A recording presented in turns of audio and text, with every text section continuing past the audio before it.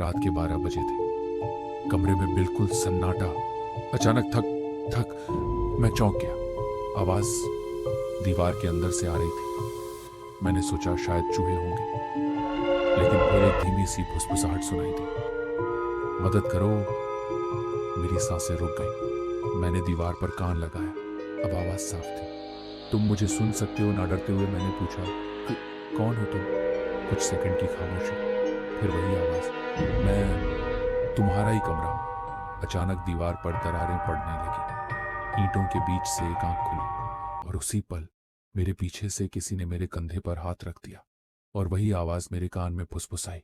दीवार के पीछे नहीं, अब तुम दीवार के पीछे हो।